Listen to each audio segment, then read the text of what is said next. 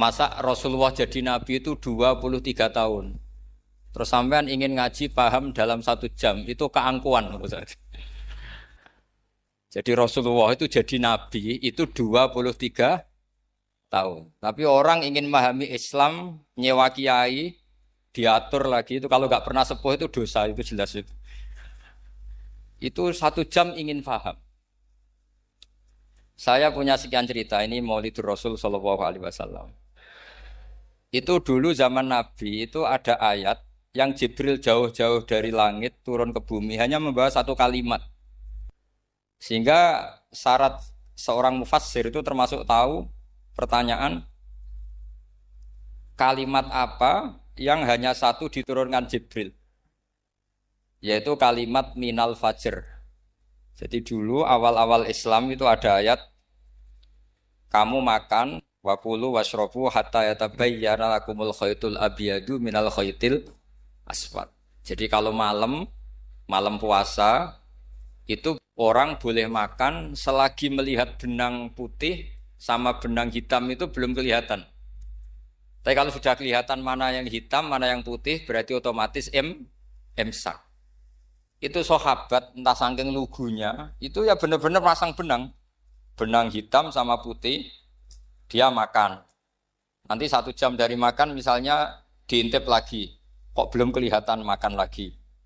Mungkin yang istrinya cantik ya kumpul istrinya lagi, kalau tidak cantik ya sudah tidak usah mungkin. Sampai itu jadi perilaku sahabat berhari-hari. Ketika dilaporkan ke Rasulullah, Rasulullah itu tertawa-tawa. Kok ada begitu? Baru Jibril datang menerangkan minal fajr. Jadi benang hitam artinya masih malam, benang putih maknanya sudah fajar shadiq. Itu lama sekali. Saya terus mau cerita tentang sanad-sanad ilmu. Jadi Nabi itu 23 tahun. Dan itu tidak gampang, ada fasenya. Bahkan ada fase Nabi itu harus as-sukut anil munkarat. As-sukut anil munkarat itu diilmoni oleh pakar-pakar usul fikih. Apakah as-sukut anil munkarat itu berarti mengekrori kemungkaran? Apa takhirul bayan? Saya ulang lagi pakai bahasa Indonesia. Ketika ada kemungkaran, Nabi diam. Itu diamnya karena nyari momen untuk ngandani. Atau memang diam itu dengan tanda kutip jangan-jangan dianggap ikrar. Makanya ulama usul fikih itu berdebat. Diamnya Nabi ketika melihat kemungkaran di awal Islam itu karena ada ma huwa aham, ada yang lebih penting yaitu menerangkan tauhid. Atau takut itu menjadi satu momok bagi mereka karena Nabi dianggap coro Jawa itu dianggap kecangkeman, sidik-sidik ngeloroi. Nah, perdebatan ulama dalam seperti ini itu penting sekali karena nanti menjadi satu rumus ilmu. Saya berkali-kali berpikir gini, misalnya Anda punya keponakan atau punya anak pacaran. Ada Pak D yang keras sekali, mesti marah. Itu nanti ponakannya nggak sempat dikandani karena main saja nggak berani, mesti Pak D itu marah. Karena ini Islam garis keras atau garis lurus atau apa nggak tahu. Pokoknya punya garis. Terus ada kelompok Islam yang nggak punya garis, ya nggak punya karakter. Ponakannya pacaran ya santai, malah kenalan pacare ponakannya. Cantik le, kuliah podo. Sehingga ponakannya merasa terjustifikasi. Berarti pacaran nggak apa-apa, wong paman saya nggak marah. Natijahnya pasti sama. Yang terlalu mudahanah, yang terlalu baik, hasilnya tidak didik sama sekali. Karena seakan-akan mengakui bahwa itu tidak apa-apa. Yang keras sekali hasilnya juga sama, nggak didik sama sekali. Karena dolan we rawani, kapan didiknya? Nah kira-kira seperti itu. Yang nggak mau berteman sama orang-orang maksiat juga hasilnya sama, meskipun atas nama kebenaran. Aku mau kancanan orang maksiat, ngotori. Hasilnya sama, nggak mau mendidik. Tapi yang mau ngancani juga bahaya kalau terlalu keseringan karena jute aku kenal kiai iki ratu diloroi, berarti gak popo kan gitu. Nah ini PR besar dalam umat Rasulullah Shallallahu Alaihi Wasallam. Tadi saya diceritani Mbah Jamal berjuangnya di sini, nata dari kampung yang macam-macam menjadi kampung baik. Dulu saya Duki di Lasem ya gitu. Mbah Mun dulu ya sarang dihimpit 2 kampung yang masalah. Tapi lama-lama terus jadi kampung yang baik lewat tarbiyah, lewat biasa. Maka ketika kemungkaran kita biarkan, itu namanya apa? Namanya itu kalau dalam usul fikih itu takhirul bayan. Apa? mengundurkan memberi apa? Penjelasan. Karena sekali tidak dengan definisi ini, nanti takutnya dianggap al-iqrar alal mungkar, dianggap ngakui kemungkar. Nah, saya termasuk orang yang sangat usuli ya, sangat memahami Quran, hadis itu secara disiplin ilmu usul fikih. Nah, kenapa itu satu keharusan begini logikanya? Saya ulang lagi, Nabi jadi Nabi itu 23 apa? Itu yang menyokong beliau jadi Nabi itu orang Nasrani dan orang Yahudi. Karena itu satu-satunya perangkat yang harus dipakai. NU belum ada, sama nggak usah GR bela Nabi, NU pas itu belum ada. Maulid Nabi itu yang kangelan itu Abu Lahab, bukan pengurus NU. Sampai sekarang dalil maulid itu masih pakai Abu Lahab. Jadi ini ya NU itu termasuk organisasi yang luar biasa. Abu Lahab itu jadi dalil. Jadi Abu Lahab dengar kalau iparnya, Abu Lahab itu iparnya Aminah, iparnya Sayyidah siapa? Dengar Aminah lahir, nggak punya suami, saking senengnya, canggalemnya beliau, itu dimerdekakan. Ya setidaknya untuk hari Senin tak sebut beliau loh, karena pas soleh. Nanti Selasa Rabu sudah ada. Itu dimerdekakan. Saya yang kiai kecil saja nggak bayangkan kalau pagi-pagi tidak punya anak dalam yang bikin kopi siapa, yang mencucikan siapa, yang nyapu rumah. Tapi Abu Lahab saking senengnya punya ponakan itu dikasihkan. Sudah Suwaibah kamu pakai saja. Sudah biar melayani kamu, ngurusin kamu. Jadi saya bayangkan hari itu Abu Lahab itu mungkin bikin kopi sendiri, nyapu sendiri demi. Nah itu sama Allah dikenang. Dikenang sehingga yukhaffafu anhul adzabu yaumal isnan itu masyhur. Idza kana hadza kafiron ja'a dhammuhu bi tabbat yadahu fil jahimi muhal lada an ata annahu fi yaumil isnaini daiman yukhaffafu anhu lisururi bi mada famadzannu bil abdil ladzi kana umruhu bi ahmada masruran wa mata muwahhida. Ini Abu Lahab yang kafir, hormat Maulidur Rasul saja dapat takhfiful adab, apalagi yang mukmin. Jadi itu satu-satunya dalil Maulid, itu dalilnya Abu Lahab. Ya makanya terus kita itu dibully sama kelompok sebelah, dalil kok Abu Lahab. Tapi saya pastikan awal Islam itu yang menjadi perangkat nubuah itu hanya Yahudi dan Nasrani. Karena yang lainnya nggak tahu Nabi itu apa. Saya beri sedikit cerita, Nabi itu umur, anggap saja kita ikut kaul yang 12 tahun saja. Sebetulnya ada beberapa perdebatan, ada yang bilang 9, ada yang bilang 12. Tapi yang debat tidak usah didengerin, sama-sama nggak tahu kok ngotot. Kadang orang debat yang lucu, sama-sama nggak tahu kok ngotot. Anggap saja 12. Nabi datang ke Syam. Syam itu ya sekitar Syria, Lebanon, Palestina itu Syam. Itu pertama yang tahu kalau beliau Nabi itu ya rohib. Rohib itu terjemahnya ya pendeta. Rohib, Bukhaira, nemuin Abu Thalib. Itu siapa? Ini anak saya. Terus ditanya lagi, ini siapa? Ini anak saya. Sampai 3 kali. Terus sampai Abu Thalib itu agak tersinggung. Memangnya masalahnya apa kalau dia anak saya?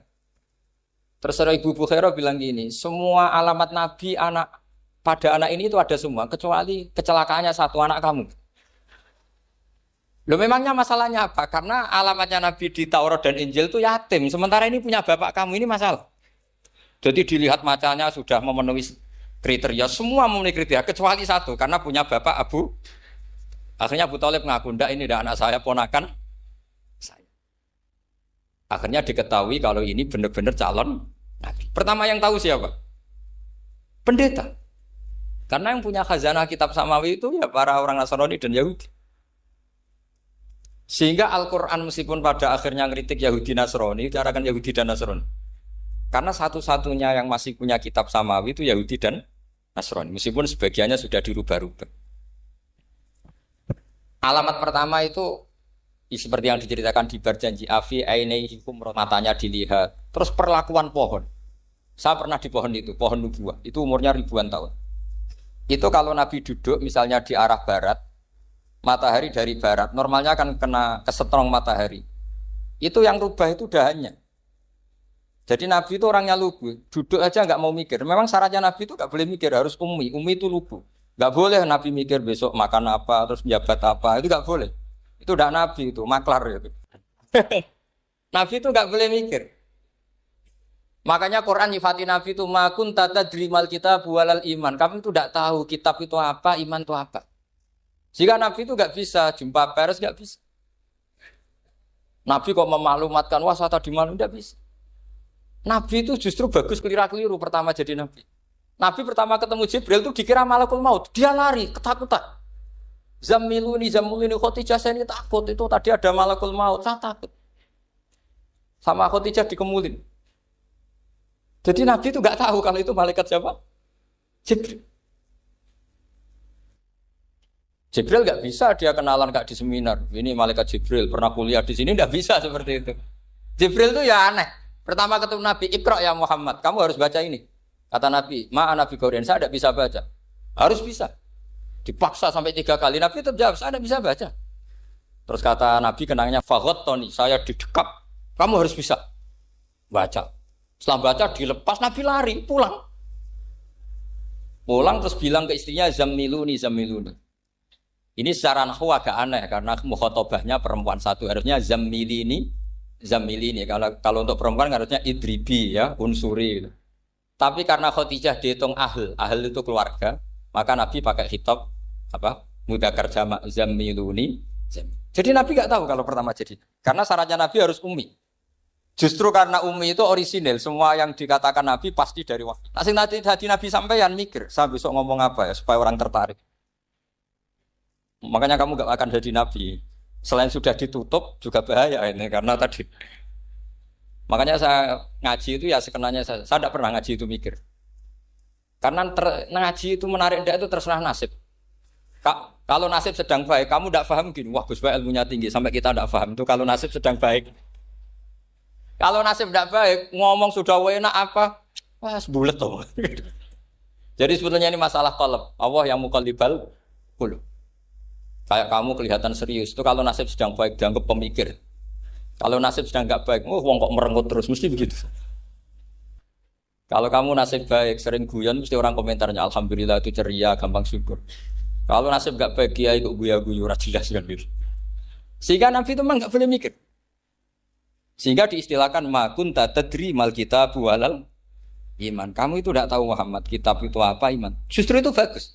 Enggak tahu itu bagus kalau untuk Nabi. Kalau untuk apa? Sehingga orisinil datang ke Khadijah Zamiluni. Jawabannya Khadijah lucu. Kamu betul ketemu orang seperti ini ke makhluk seperti ini nih. Iya kata Nabi. Itu Khadijah itu kacaunya bukan main. Khadijah itu kacau. Khadijatul Kubra, termasuk manaqib yang dicintai Mbah. Ini mbah-mbahnya Habib, ini Muhammad bin Anis. Khadijah bilang gini, ya gini saja Mas. Suatu saat kalau teman kamu itu datang bilang ke saya, ya kata Nabi. Gak ngerti kalau ini dites. Suatu saat Jibril itu datang lagi.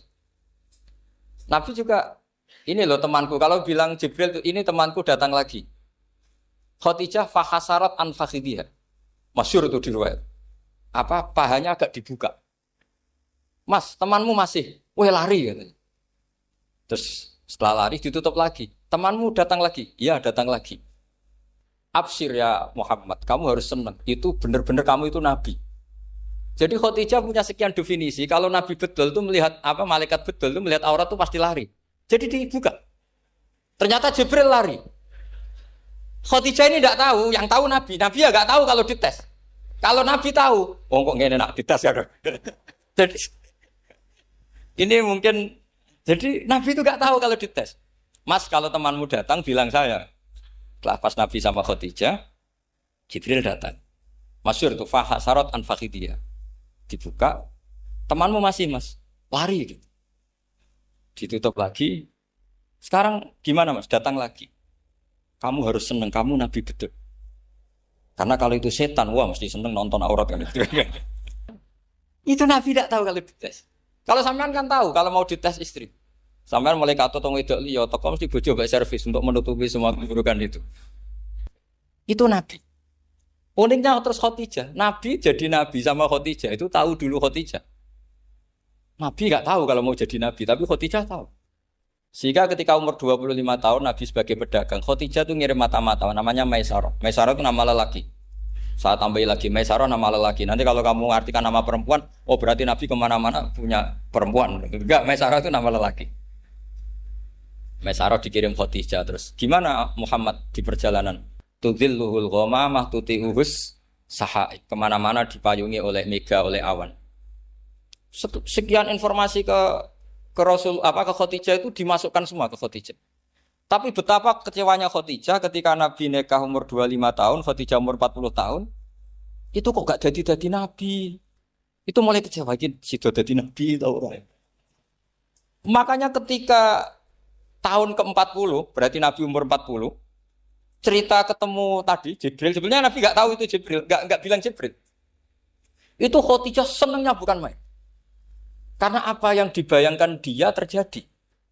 Fa wa la yuzika wa abadan innaka la tasilur rahim wa tahmilul kalla wa taksibul maqdud wa taqridu fa wa tu'inu ala nawaibil haq. Lah bahasa Pak Said Akil syarat jadi rais Suriah harus hafal katanya gitu. Sonono syaratnya jadi ulama. Saya ini jadi ulama sebelum di NU. Banyak kata Mbak Mun dulu guyon kiai ono loro, ono kiai sing ning NU, berarti kiai sik lagi ning NU. Ono sing kiai NU nak gak pengurus NU ora dadi kiai gitu. Itu guyonannya Mbak Mun.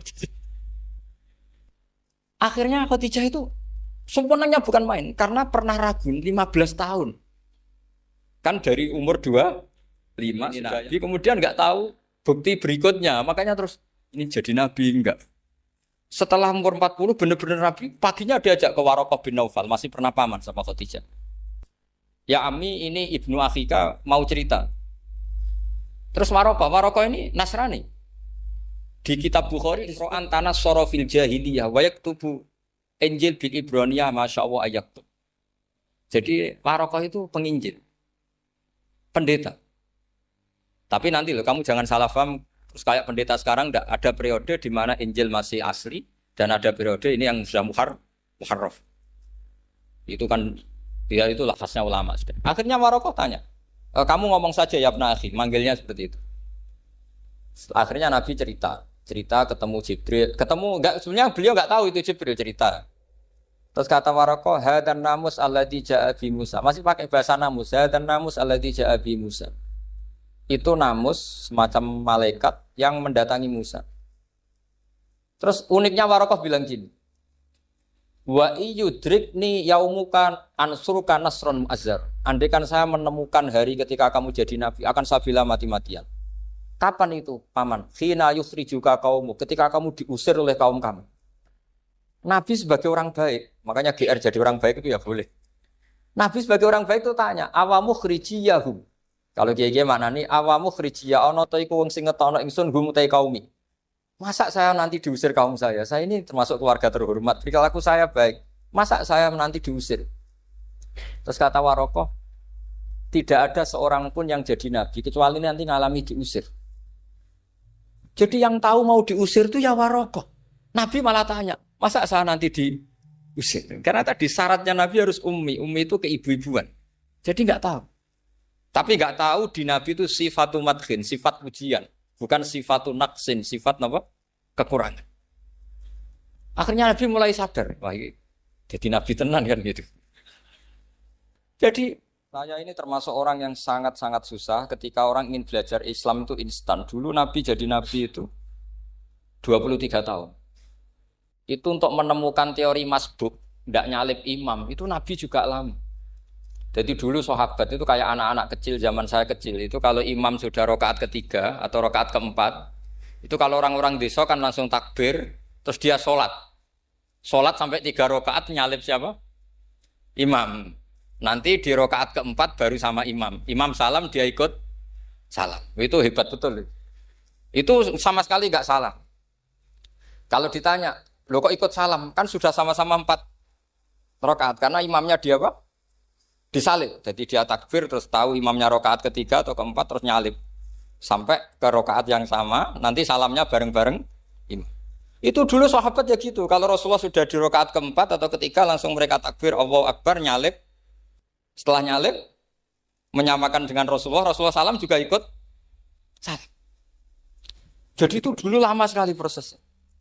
Sampai ada satu peristiwa Mu'adz bin Jabal datang, kemudian Nabi sudah sholat, berarti masbuk kalau dalam bahasa fikih. Mu'ad langsung ikuti Nabi, setelah Nabi salam baru Mu'ad menambahkan jumlah rakaat yang tertinggal. Terus semenjak itu jadi sunnah, jadi sunnatan mutaba'ah kalau masbuk ikut imam, kemudian hanya menambahkan rakaat yang apa? Tertinggal. Itu 23 tahun. Jadi saya ngisi 20 menit yang enggak paham, 2 jam yang enggak paham, 3 jam yang enggak mungkin paham. Daripada gitu ya 20 menit saja. Ya itu betul, karena saya tidak punya kemampuan untuk itu. Saya masih ingat, saya ngaji umum pertama itu di hallnya abahnya Pak Hamid Pasuruan di Lasem.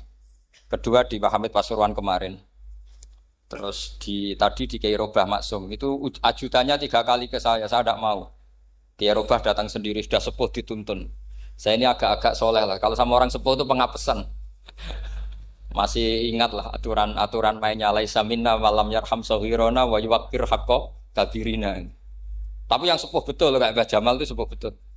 Ada sepuh gaya-gayanan tidak mau. Karena memang Mbah Jamal itu besanan sama saya, Mbah Sahal itu misanan saya, misanannya Mbah saya. Terus dapat Mbah Nafisah ya keluarga sini. Saya teruskan kalau Mbah Robah itu faktornya sanad. Robah bin Maksum, Maksum ini muridnya Mbah siapa itu? Fakih Mas Kumambang. Mbah Zubair dulu ya ngajinya sama Mbah Fakih apa? Mas Kumambang. Kemarin seminggu yang lalu saya di Pondok Termas ya faktornya sepuh. Karena sanad saya Mbah Mun, Mbah Zubair, Kiai Fakih Mas Kumambang, kemudian Mbah Mahfud apa Termas. Maka berjanji itu kitab yang masalah madaih itu bagus secara tarikh. Jadi kita madaih itu beda-beda. Ada yang kayak Habib Ali. Habib Ali itu lebih ke isek itu berontok. Jika saya suka baca Simtud Duror itu kalau pas isek, pas berontok. Bronto itu ya pas kangen Nabi, biasanya saya wudhu terus baca Simtud Duror, itu pas isek. Tapi kalau saya ingin baca sejarah suka berjanji. Kalau Habib Ali jelas isek. Yang duriannya sekarang di Solo termasuk Habib Muhammad bin Husain bin Anis bin Alwi bin Ali yang punya Simtud Duror. Jika kalau beliau baca sholawat ya sholatan yattasilu biha ruhul musalli alaihi. Fayam basitu fi qalbi sirunu rita'aluki bi wa hubbi. Fayuktabu biha bi inayatillahi nabu fi hisbi. Kalau berjanji enggak, dia tahu problem utama Nabi itu nasabnya karena beliau orang Quraisy, orang jahiliyah yang dikira enggak punya darahnya Nabi Ibrahim. Maka beliau pertama ngarang diantaranya wa ba'du fa'aqul huwa Muhammad bin Abdullah bin Abdul Muttalib wasmuhu Syaibatul Hamdi khumitat khisalusaniyah. Saya pastikan Muhammad cucunya Abdul Muttalib. Dia yang punya pintu yang mau masuk ke Ka'bah namanya Babu Bani Syaibah. Itu nama lain dari Abdul Muttalib. Terus diteruskan. Abdul Muttalib bin Hasyim terus sampai wa adnanu bila raibin itadawil ulubin nasabiyah ila dabihi Ismail nisbatuhu wa muntah. Karena berjanji ingin ngomong, ingin memaklumatkan ini Muhammad. Kamu kira orang mana? Beliau adalah turunan Ibrahim. Kayak apa alimnya yang ngarang berjanji? Ya, saya berkali-kali ngomong di mana-mana. Lah berjanji itu nasibnya kurang baik. Dibaca bahasa Arab, yang baca enggak paham, yang dengar enggak paham. Akhirnya kubu sebelah dianggap baca mantra. Nah, terus dihukumi bid'ah kan? Coba kalau itu ditulis bahasa Indonesia. Nasab Muhammad. Dia punya bapak Abdullah, punya mbah Abdul Muttalib gini-gini. Paling kubu sebelah tidak akan bilang bid'ah. Mesti ngomong ini buku sejarah. Jadi gara-gara bawa bahasa Arab, sing maca ora paham, sing nyenggaki ora paham, terus koyo mantra. Sing kritik yo luwih ora paham. Sudah akhirnya. Jadi berjanji itu bela-belain Nabi itu yang dilihat sisi nasab. Makanya beliau ngendikan wa'adnanu bila raibin intadzawil ulumin nasabiyah ila dzabihi Ismaila nisbatuhu wa. Itu juga orang Yahudi. Akhirnya orang Yahudi banyak yang iman. Ternyata Muhammad itu udah orang lain. Sampai mereka bilang Muhammad minal asbab. Muhammad itu enggak lain saudara kita. Akhirnya orang Yahudi banyak yang iman. Jadi pertama Nabi jadi Nabi, itu yang tahu ya orang Yahudi dan orang Nasrani. Karena mereka pasti punya sisa-sisa kitab samawi. Nah, itu yang diceritakan Ka'bil Ahbar. Ya Al-Haditsus Tsani an Yasar bin Atha an Ka'bil Ahbar. Qala 'allamani Abi Tawrata ila sifran wahidan kana yaktimuhu wa yudkhiluhus sunduk. Falamma mata abi fatahtuhu fa idzan fi nabiyyun yakhruju akhiras zaman maulidu bi Makkah wa hijratu bil Madinah wa sultanuhu bisyam. Ya, jadi ini saya urun nerangkan maulid. Tapi jangan diundang lagi. Ya, jadi, pokoknya saya ini kaidahnya jelas. Kalau tidak pernah sepuh ngundang saya haram. Aturan fikihnya kan gitu. Kalah alim ngatur yang alim haram. Kalah tua ngatur sing tua haram. Tapi nak wong tua ngatur sing nom ana kemungkinan halal.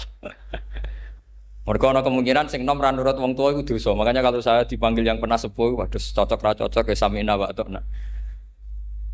Karena Mbak Jamal ini abahnya Gus Rozin, biasanya Basal. Terus saya pokoknya tak ingat saya pengajian umum itu baru ke-7 ke 8. Semoga ya nanti sampai mati ya jumlahnya masih bisa terhitung. Tapi kalau ngaji rutin saya terus. Saya terus ngaji rutin. Saya pernah baca hikam di Jogja khatam. Kalau di pondok saya sudah enggak terhitung saya khatam berapa kitab enggak terhitung karena saya sering ngaji rutin. Sehingga Diba itu kitab kesayangan Habib Ali. Habib Ali sebelum ngarang Simtud Duror itu beliau nginduk kitab apa? Diba, masyhur.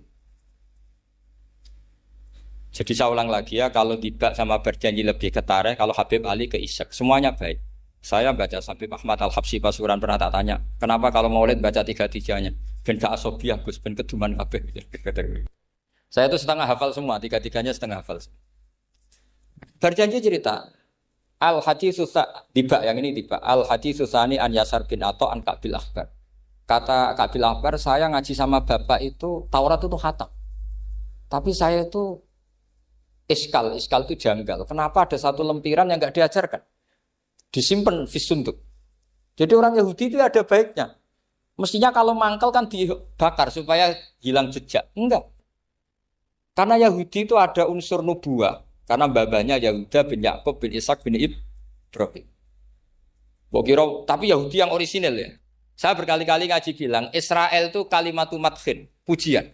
Sehingga Israel disebut wa ani faddaltukum alal alam itu Israel yang bani karena ada gennya Nabi.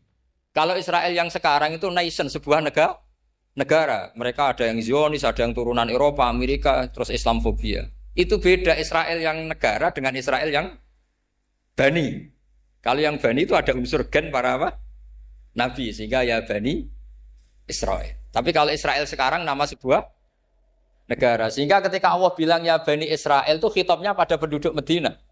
Kenapa? Karena penduduk Medina zaman itu banyak yang keturunan Nabi Ibrahim alaihis salam. Jadi Israel di Quran itu bukan nama sebuah negara, nama sebuah turunan. Sehingga disebut ya Bani Israel, he anak turune Israel. Kita tahu Israel nama lain daripada Nabi Yakub bin Ishak bin Ibrahim.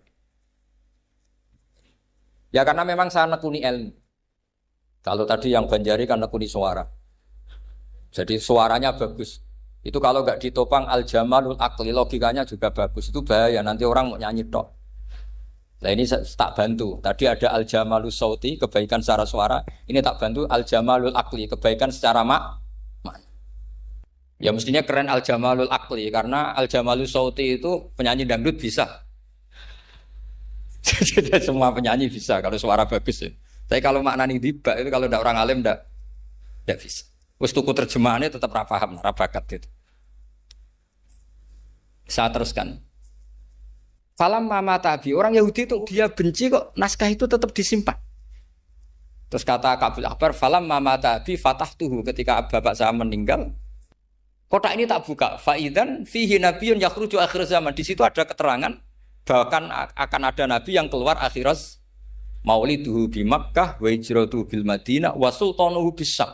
Kerajaannya itu di Syam. Bareng Kabil Akbar ini sebetulnya menangi Rasulullah SAW. Tapi dia enggak mau iman.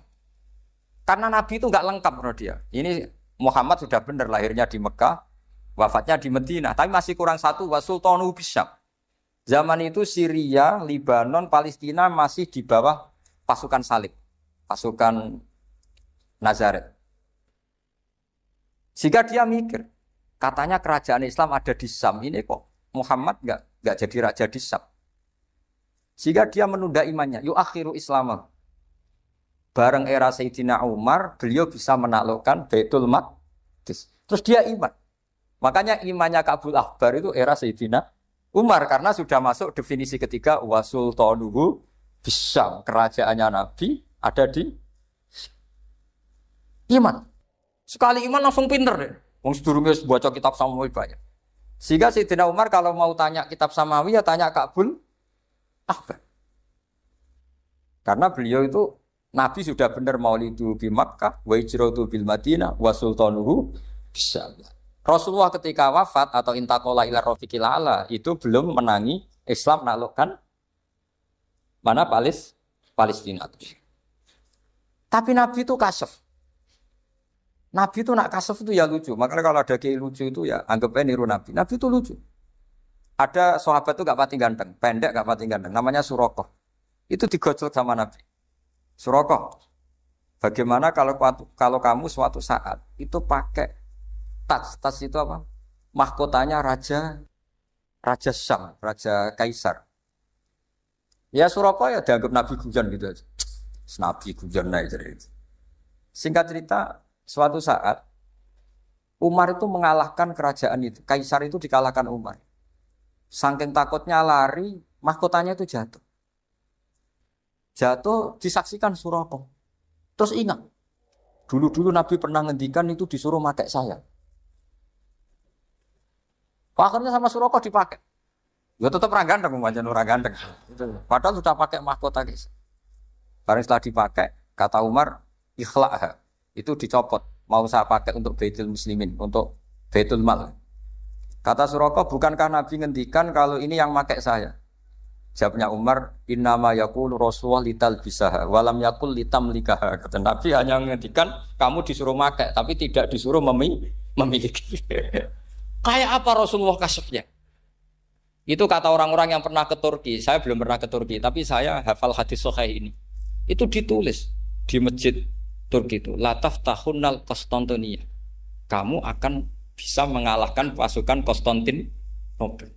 Itu dikalahkan setelah 1000 sekian tahun dari wafatnya Nabi. Kayak apa kasefnya Nabi? Karena Nabi wa ma yantiqu anil hawa in huwa illa wahyu. Coba kalau Nabi kayak pengamat, ngomong apa yang kira-kira terjadi? Wah itu kan mesti keliru semua karena berdasar akal. Tapi kalau Nabi berdasar apa? Kasaf. Kasaf itu satu kenyataan yang dipertontonkan Allah Subhanahu wa taala. Terus kedua, alamat Nabi itu pakai sandi. Sandi itu sesuatu yang enggak jelas tapi menjadi jelas bagi ahlinya. Saya ulang lagi, sandi itu kayak sandi di militer itu. Atau sandi di KPK itu ada sandinya. Sandi itu ya kata sandi. Saya pernah diceritani Pak Busro Muqaddas ketika ketua KPK itu lucu. Wah, sandinya koruptor saya tambah kacau Pak. Itu kalau bilang uang, itu kalau yang kemarin rame kan apel Amerika sama apel Malang. Kalau apel Amerika berarti US apa? Dolar, kalau apel Malang berarti apa? Setelah KPK tahu sandinya diganti Ustadz. Jadi koruptor kalau mau korupsi ini pun temannya. Loh ini Ustadznya sudah siap loh, kamu gak ikut pengajian. Itu sempat penyadap KPK itu gak mau ngecek. Masa orang pengajian dicek. Ternyata ya gak ada acara pengajian. Ustadz itu maknanya uang. Koruptor saking ngerti itu disadap KPK itu sandinya gimana? Datang nggak ke sini, ini ustadznya sudah siap, ini ada pengajian. Hampir KPK itu nggak ngecek karena pengajian, ustadznya sudah siap. Setelah digerebek ternyata ustadz tuh sandi dari makna apa? Uang, gak kurang ajar itu ustadz katanya. Jadi kalau di sini ditangkap KPK berapa ustadz ini sudah? Ada Habibnya lagi, ada Habib Muhammad ini. Nah, Al-Farisi itu pemikir, dia orang Persia. Di mana-mana orang Persia itu pemikir. Persia itu kalau sekarang ikut Iran. Itu dia ngaji lama sekali sama pendeta-pendeta itu. Kebetulan dia punya pendeta yang belum muharraf atau belum muharraf. Kalau muharraf orangnya, kalau muharraf itu kitabnya atau bukunya. Setiap dia ngaji sama pendeta dikasih tahu. Terus kecewa beberapa kali, walhasil ketemu pendeta yang benar. Sudah, kamu tidak usah ngaji sama saya. Kamu datang saja ke Yasrib, ke Madinah sana, ke Yasrib. Di situ Nabi akhir zaman sekarang sudah ada kan. Ini yang ngomong pendeta. Ya.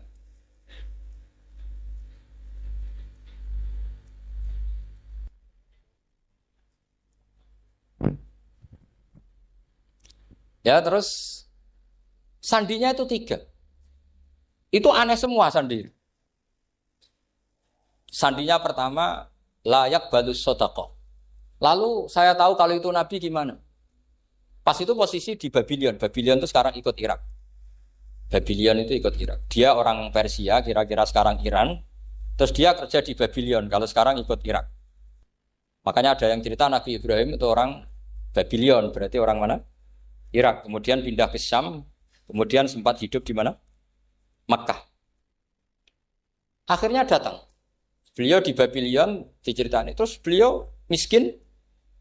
Terus ada kafilah dari Yasrib, dia bilang, saya siap jadi budak Anda, asal saya dibawa ke Yasrib.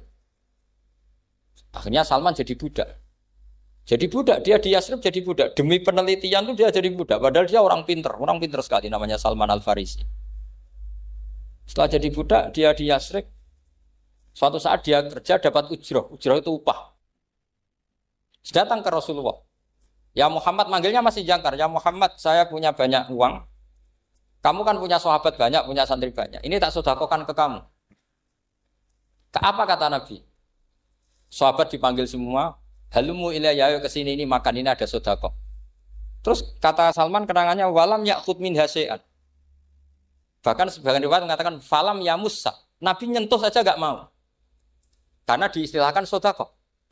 Terus kata Salman, hadhihi waqidah, ini satu alamat. Itu sandi. Enggak ada yang tahu kecuali ahli kitab. Setelah seminggu, 2 minggu dapat uang lagi. Ya Muhammad, hadhihi hadiyatun laka, ini hadiah untuk kamu. Nabi langsung ikut dahar. Hadhihi sintan, ini 2. Kalau logika kita pakai pengamat, bedanya apa? Sedekah ya dapat, hadiah ya dapat. Kan enggak ada bedanya sama sekali. Ternyata itu sandi. Sandi wayak balus hadiah tapi walayak balus sedekah. Nabi itu nerima hadiah tapi enggak nerima sedekah. Bagi orang kebanyakan kan bedanya apa? Sama-sama dapat. Kiai pakai duit 1 juta, mbok arani sedekah ya ditampa. Mbok kayak 50.000 diarani hadiah ya ditampa. Sementing kan duit. Tapi kalau Nabi tidak bisa seperti itu. Kalau dikatakan sedekah enggak mau nerima, kalau hadiah akhirnya wah ini sudah ada 2 alamat. Jadi alamat tuh ya kadang aneh, masa sedekah sama hadiah dibedakan. Terus ketiga, wa fi katifihil aisar khatamun nubuwah. Mislu baidatin nu'amah. Di katifil aisar, apa kalau orang sini bilang apa? Pundak yang kiri itu ada khatamun nubuwah, ada alamat bahwa beliau adalah nabi akhir zaman. Yaitu mislu baidatin nu'amah, kayak semacam telur manuk darah. Wah itu pusing. Waduh, caranya ngelihat gimana? Dia berkali-kali datang ke situ. Nabi itu orangnya priayi, jadi sering pakai baju. Kalau Nabi ini jenengan sering blodor gampang. Ini kan Nabi kan sering priayi. Tapi Nabi itu memang unik. Ketika Salman ke situ, pas beliau mau wudu, biasanya nggak pernah pakai buka baju. Nabi dibuka bajunya. Waktunya Salman fa'aqab ba'alaihi, bersungkur di depan Nabi kemudian mengatakan aman tu bika ya Rasulullah. 3 alam. Lagi-lagi 3 itu juga didapatkan dari ahli kitab. Makanya di awal-awal Islam itu ahli kitab itu luar biasa. Meskipun akhirnya di akhir-akhir masalah karena banyak oknum yang mentahrif itu. Jadi saya mohon ilmu-ilmu seperti enggak boleh hilang. Jangan mentang-mentang orang Yahudi Nasrani sekarang sudah muharraf, kamu terus anti sama sekali. Tetap ada sisa-sisa samawi. Karena mereka masih megang kitab apa? Samawi. Jadi kita fair saja. Yang salah ya salah, yang benar gini apa? Benar. Makanya saking fairnya Nabi, ini harus ditiru oleh semua orang NU, orang Muhammadiyah, orang apa saja. Nabi itu kalau menghormati satu ilmu itu luar biasa. Kata Sayyidina Umar, saya ini punya naskah banyak Taurat karena naskahnya menarik ya Rasulullah. Ada sahabat lagi cerita begini-begini. Jawabannya Nabi apa? La tusaddiquhum wa la tukadzibuhum. Kamu ya jangan bilang iya, ya jangan bilang tidak. Kalau kamu bilang iya, ternyata yang pas muharraf, yang pas sudah ada orisinil. Kamu bilang, wah itu bohong semua. Ternyata ada yang masih orisinil. Kayak apa Rasulullah hati-hatinya? La tusaddiquhum wa la tukadzibun. Kalau sekarang enggak, orang ekstrim. Pokoknya salah. Kalau enggak kita pokoknya salah. Iku ora ono hadise. Sing ono iku emosine, paham gitu. Jadi Nabi itu fair. Kalau sesuatu enggak mesti ya la tusaddiquhum wa la tukadzibun. Kamu ya jangan bilang iya, ya jangan bilang tidak. Faqulu amanna billah wa ma unsila ilaihi. Jadi ini kebanggaan kita terhadap Rasulullah Shallallahu Alaihi. Makanya kitab Fathul Bari, sarahnya Bukhari, termasuk komentarnya Said Muhammad di beberapa kitab beliau, di Mafahim di beberapa kitab. Kamu jangan terlalu fikih. Kalau terlalu fikih kan nggak boleh mempercayai omongan orang kafir, orang ahli kitab. Karena awailun nubuwah itu yang komentar semua ahli kitab. Awailun nubuwah itu yang tahu bahwa Nabi Muhammad calon nabi itu semuanya data dari ahli apa? Ahli kitab. Sudah akhirnya Nabi ketemu Jibril lagi. Yang turunkan ayat ya ayyuhal muddatsir qum fa'anzir wa rabbaka fakabbir wa thiyabaka fatahhir wa rujza fahjur wa la tamnun tastakbir wa li rabbika fasbir. Nabi mulai yakin ketemu Jibril. Setelah sering ketemu Jibril, Nabi ya dengan tanda kutip nggak tahu aturan mainnya lagi. Setiap ada pertanyaan bilang gini, sudah tak jawab besok. Mentang-mentang besok Jibril datang. Ternyata Jibril tidak datang. Sampai 40 hari. Akhirnya dibully sama umatnya. Mat dari iso jawab ternyata tidak bisa. Piye Jibril ora teko. Akhirnya diwarai meneh. Ngene lho carane dadi nabi wala taqulanna lisein ini fa'ilun dzalika hudan illa. Jadi Nabi sudah kamu besok datang ke saya tak jawab karena Nabi mentang-mentang besok mau konsultasi sama apa? Jibril. Ternyata Jibril tidak datang karena Nabi lupa ada mengatakan